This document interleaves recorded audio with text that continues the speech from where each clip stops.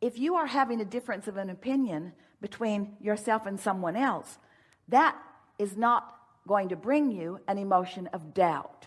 It's only when you have a difference of opinion with the source within you about that topic. In other words, doubt is your own contradiction of your own vibration. It doesn't have anything to do with the practical reality of something. It doesn't have anything to do with the certainty of something. The feeling of doubt is just, I've got contradictory energy. I say I want it, and then I say I don't have it. And I say I want it, and then I say I don't have it. And then I say I want it, and then I say I don't have it. That equals contradictory energy, and that's what equals that feeling of doubt. So when you say, I want to talk about the subject of doubt, what we hear you say is, I want to talk about the subject of contradicted energy in me. When we hear you say, I want to talk about the subject of contradicted energy in me, we hear you say, I want to talk about my not very practiced focus. I want to talk about my sloppy thinking. I want to talk about me looking at stuff I don't want and looking at it long enough that I get momentum. I want to talk about me looking at what is instead of thinking about what can be, and letting what is dominate my vibration when what can be is what's dominating my source energy's vibration. My inner being's focused upon what's becoming. I'm focused on what hasn't become yet. That's what doubt is. So all you got to do is find things that feel good when you think about them. This is perhaps the most important conversation that we would ever have with anyone who's wanting to be the deliberate creator of their own reality.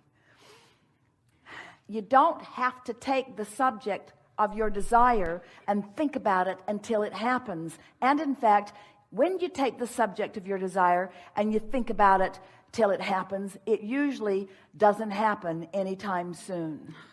Because you're thinking about the subject that you want to happen from the perspective of it not happening, and you're introducing resistance into the equation, causing split energy, which makes you feel doubtful. And then you say, I think my doubt is killing this project. And we say, no, your doubt is the indication that you're killing this project with contradictory thought. Good. So just cut it out. Stop beating the drum of anything that makes you feel doubt, and beat the drum of what makes you feel encouraged about things. Look for things that you feel already encouraged about. Can you give me an example of when doubt creeps in, how I can correct, eliminate, whatever it is I'm supposed to be doing? That's not the time to do it, because that's like, Abraham, I've fallen out of an airplane. I don't have a parachute. What should I do now? Okay. Hang on, it'll be over in a little bit. Okay. Because there's momentum that's going on. So the time that you correct the doubt, drum roll,